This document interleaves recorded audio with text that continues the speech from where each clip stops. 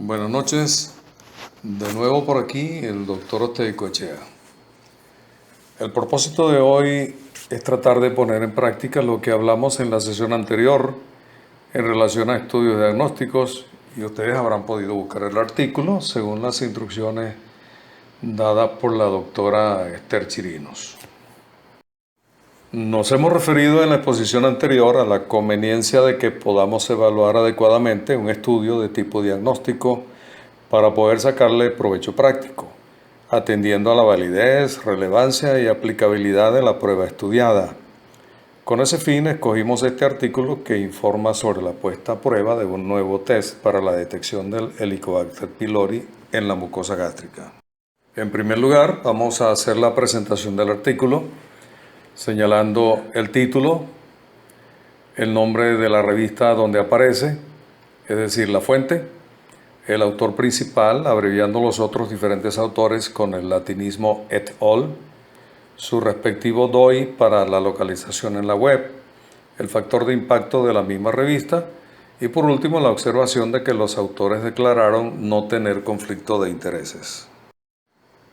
El resumen o abstract del artículo nos permite conocer que el objeto del estudio es evaluar un nuevo anticuerpo monoclonal para detectar la ureasa de Helicobacter pylori en el tejido gástrico.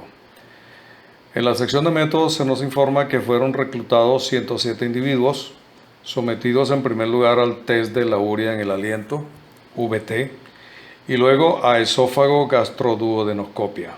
El material gástrico aspirado fue analizado en cada caso para determinación de pH y amonio. 6 muestras para biopsia se tomaron del antro y del cuerpo gástrico para el test rápido de la ureasa, RUT, y para histología. El nuevo anticuerpo monoclonal para la ureasa de Helicobacter pylori, entre paréntesis HPU, fue aplicado para detectar la misma de forma rápida y cualitativa en 2 especímenes de biopsia. En relación a los resultados, la infección por Helicobacter pylori fue confirmada en 73 sujetos, según el gold estándar establecido. La sensibilidad y la especificidad para el test HPU fue de 89 y 74% respectivamente.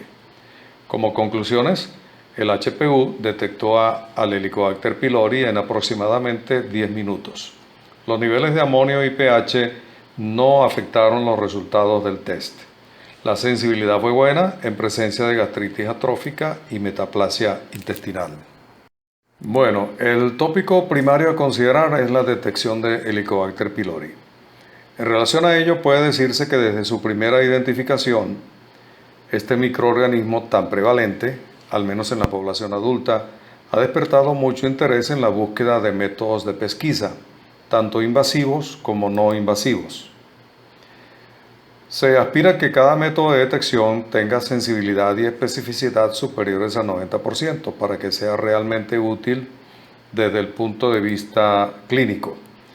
Hasta la fecha se han descrito variados métodos que van desde la gastroscopia con técnicas avanzadas hasta la detección de anticuerpos en sangre y antígenos en muestra de heces, pasando por el test rápido de ureasa, el test de urea en el aliento, pruebas moleculares, histología y cultivo, considerado esto último como el gold estándar.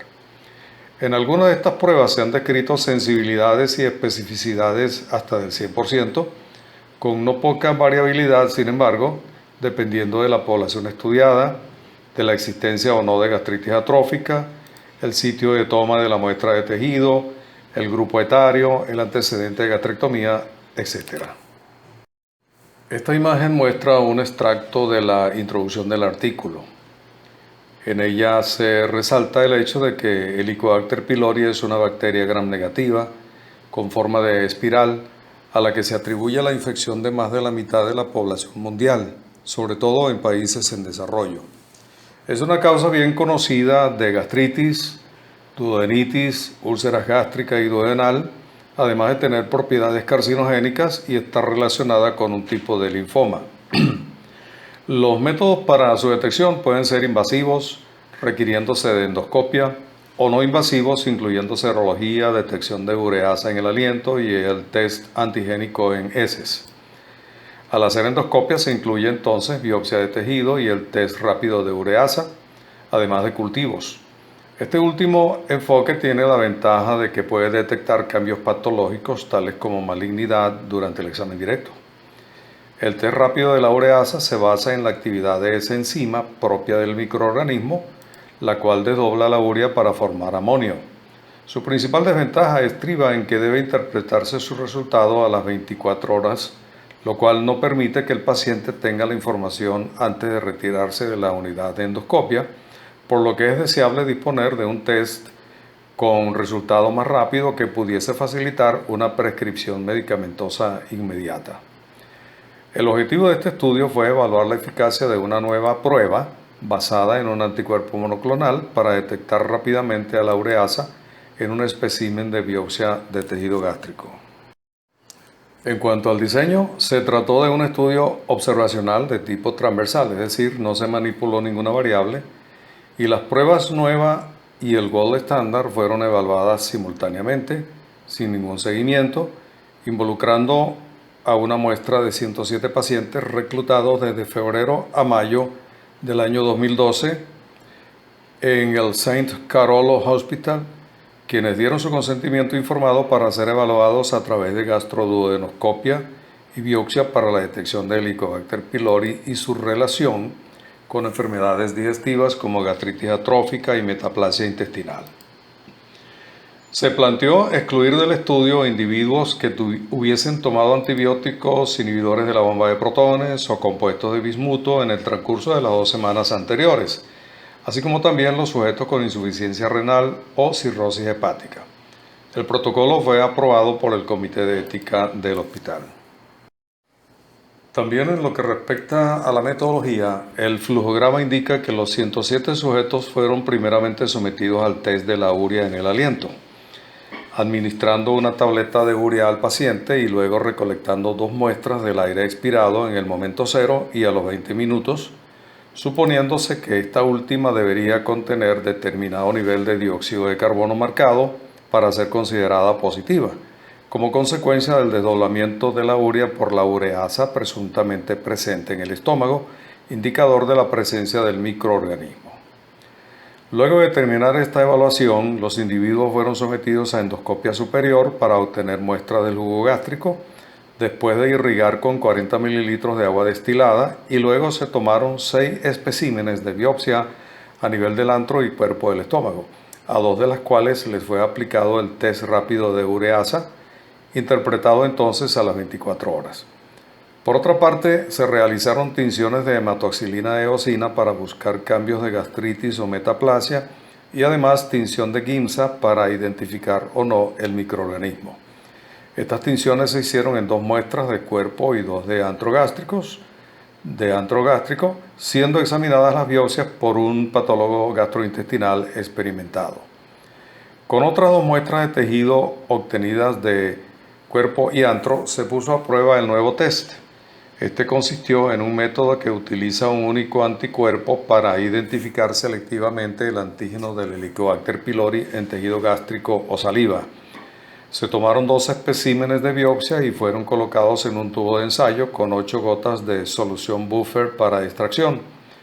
Luego se agitaron vigorosamente por 15 segundos. Después, 4 gotas de la mezcla fueron colocadas en la plaquita del test. A medida que la reacción con el anticuerpo va teniendo lugar, una banda coloreada aparece del lado izquierdo de la ventana del resultado, indicando que el test está trabajando correctamente. El lado derecho de la ventana indica el resultado. La presencia entonces de 2 bandas coloreadas en la ventana del resultado indica una positividad en el mismo. Esto sucede a los 5 a 15 minutos. Para definir correctamente la presencia de Helicobacter pylori en los individuos estudiados, se consideró como positiva la concordancia de por lo menos 2 de los 3 resultados investigados, a saber, el VT, el RUT y la histología. Es decir, esto equivale al gold estándar.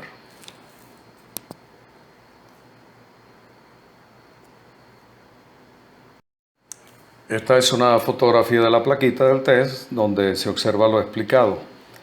En la imagen superior, una sola banda coloreada en la ventana del resultado, indicando el proceso de la reacción, y luego en la imagen inferior, una nueva banda coloreada a la derecha en la misma ventanita, indicando la positividad del test.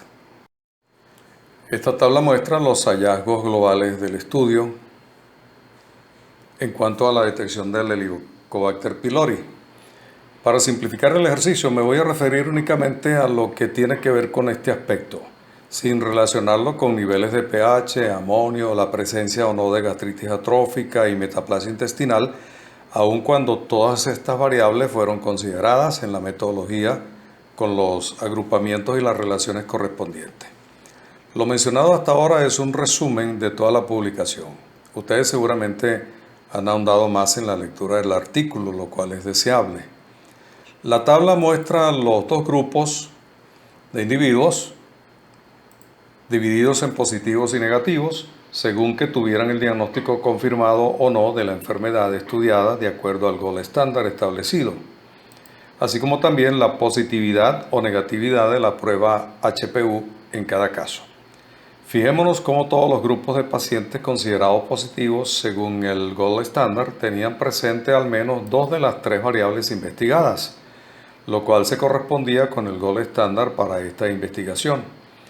He de hacer notar que la explicación al pie de la tabla para las siglas CLO se corresponde más bien con CLO test, entre paréntesis prueba rápida de ureasa, y no a Campylobacter-like organism.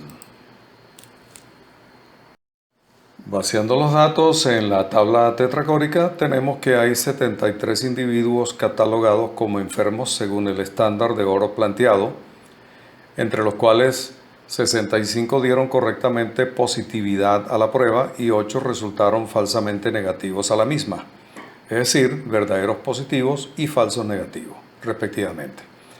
Por otra parte, entre los sanos según el gold estándar, 25 fueron correctamente catalogados como sanos, con un resultado negativo para la prueba, los verdaderos negativos, y 9 casos fueron incorrectamente catalogados como enfermos, es decir, falsos positivos.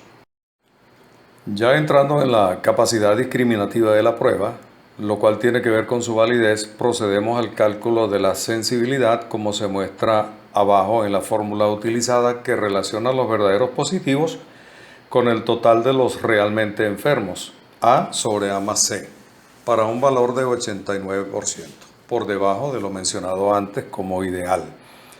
Igualmente, la especificidad calculada a partir de la relación entre los resultados verdaderamente negativos y el total de individuos sanos, es decir, D sobre B más D, para un valor de 74%, también bastante bajo. De ello se desprende que la prueba en sí misma no sería tan útil para el diagnóstico debido a su escasa sensibilidad y especificidad. Pero siguiendo adelante, interesa conocer los valores predictivos positivo y negativo. Aplicaremos las fórmulas ya comentadas en la exposición anterior y obtenemos resultados respectivos de 87.8% y 75.7%. Ello indicaría que si un paciente en quien tenemos la impresión diagnóstica de la infección por Helicobacter pylori resulta positivo a la prueba, tiene un 87.8% de probabilidad de realmente tener la infección. Por otra parte, de resultar negativa la prueba, podríamos inferir que el paciente tiene un 75.7% de posibilidad de no tener la infección. Adicionalmente, hemos visto con relación a la likelihood ratio positiva que la fórmula para su cálculo es la sensibilidad dividida por la especificidad restada de 1, es decir, sensibilidad sobre 1 menos especificidad. Puede verse en la lámina del procedimiento para su cálculo con un valor resultante de 3,29, esta vez no expresado en porcentaje. La likelihood ratio negativa se calcula dividiendo la sensibilidad restada de 1 sobre la especificidad, es decir, 1 menos sensibilidad sobre especificidad, lo cual en nuestro caso da un resultado de 0.15. Se sabe que pruebas con buen poder diagnóstico tiene likelihood ratio positiva superiores a 10 y likelihood ratio negativa inferiores a 0.1. de modo que esta prueba desde ese punto de vista tampoco sería muy útil en la clínica. Con todo lo que hemos visto, si nosotros tuviésemos la oportunidad de utilizar el test HPU y lo aplicáramos a un paciente nuestro que perteneciese a una población similar a la estudiada en este artículo, donde la prevalencia de la enfermedad es de 68%, es decir, total de enfermos entre los 107 individuos estudiados por 100, lo cual nos permitiría plantear una probabilidad pretest similar y una likelihood ratio ya conocida de 3.29, obtendríamos finalmente una probabilidad post-test de aproximadamente 86%, la cual es sumamente buena para traspasar el umbral terapéutico y proceder con la indicación de un tratamiento muy razonablemente. Ahora bien, habíamos hecho referencia en la exposición anterior a la herramienta conocida como QUADAS, acrónimo de lo que en español sería Evaluación de la Calidad de Estudios Diagnósticos de Precisión. La misma, conformada por 14 aspectos, vamos a aplicarla a nuestro estudio de hoy. En primer lugar, la herramienta pregunta sobre la representatividad del espectro de pacientes evaluados, a lo cual, examinando el artículo en la sección Sujetos, responderíamos que se trató de 107 individuos reclutados durante 5 meses, presuntamente representativos de una población con trastornos dispépticos que fueron referidos para evaluación endoscópica y que podrían tener la presencia del microorganismo Helicobacter pylori, con una distribución casi igual entre hombres y mujeres y edades medias de 40 más o menos 11 a 19 años. El segundo ítem inquiere sobre los criterios de selección, los cuales incluían individuos con dispepsia y sin insuficiencia renal, cirrosis hepática y sin tratamiento a base de inhibidores de bomba de protones, antibióticos o compuestos de bismuto en las 2 semanas anteriores, lo cual podría modificar la condición en estudio. En relación al aspecto 3 de la herramienta QUADAS, el patrón de referencia o gold standard está conformado por la positividad de al menos 2 de 3 parámetros evaluados, como son la prueba de urea en el aliento, el test rápido de ureasa en el tejido gástrico y la histología de la mucosa en busca del microorganismo mediante la tinción de Giemsa. De modo que con la positividad de al menos 2 de estos 3 parámetros, la positividad de la enfermedad estaría correctamente definida. El estudio realizado para responder satisfactoriamente a la pregunta 4 es observacional. No se está ejerciendo modificación sobre ninguna variable y a la vez transversal. Todas las evaluaciones se están realizando en forma simultánea con apenas horas de diferencia. Los reportes histológicos se supone que pueden tardar días en estar listos, pero obviamente las muestras de tejidos son fijadas inmediatamente al ser tomadas. Según lo describe el artículo, todos los 107 pacientes estudiados fueron sometidos a verificación del diagnóstico mediante los 3 parámetros señalados para satisfacer el aspecto 5. En relación al aspecto número 6, si bien se exigían tan solo 2 parámetros positivos entre los 3 señalados para clasificar al paciente como positivo para la infección, las mismas 3 pruebas fueron consistentemente aplicadas a todos los individuos. En lo que respecta al ítem número 7, no está explícitamente aclarado. Sin embargo, es de suponer, o al menos deseable, que hayan hecho evaluaciones e interpretaciones separadas, cegadas, de las diferentes pruebas sometidas a confrontación. Hay que admitir que a este respecto no hay claridad, lo cual hace sospechar cierto sesgo. Con relación al ítem 8, la prueba en estudio tiene una muy buena descripción en el artículo, en la sección de materiales y métodos. Igualmente, por lo que respecta a la prueba de referencia, también hay descripción apropiada de cada una de las 3, de las cuales 2 eran requeridas para hacer el diagnóstico de infección por Helicobacter pylori. Desde el punto de vista de lo planteado por el ítem 10, no hay claridad en el artículo sobre la forma de interpretar las pruebas desde el punto de vista de cegamiento. Hay la posibilidad de que los mismos autores hayan interpretado todos los hallazgos sin el cegamiento correspondiente. Lo mismo ocurre con la interpretación de la prueba de referencia. No se menciona si la hicieron otros investigadores con el debido desconocimiento de la prueba en estudio. Información clínica en la interpretación de los resultados es escasa o inexistente, apenas algunos aspectos demográficos. En relación al ítem 13, no hay información pertinente y se infiere que no hubo pérdidas ni retiradas del estudio. Todos los individuos fueron completamente evaluados. Ítem número 14. En conclusión, podría decirse que el estudio adolece de varias fallas, por lo que se presta a algunos sesgos. Si sometemos el estudio al sistema SAINT, podríamos clasificarlo con un nivel de evidencia 2 negativo, por tratarse de un estudio observacional y transversal. El grado de evidencia que se podría sacar del mismo correspondería a D. De todas formas, dado que no deja de haber algún grado de subjetividad en esta valoración crítica, al ser efectuada por diferentes personas individualmente, se supone que puede haber diferencias de opinión entre mis apreciaciones y las que ustedes puedan tener sobre el mismo artículo. De modo que esperamos que puedan haber observaciones. El ejercicio debe ser de todos. Muchas gracias por su atención.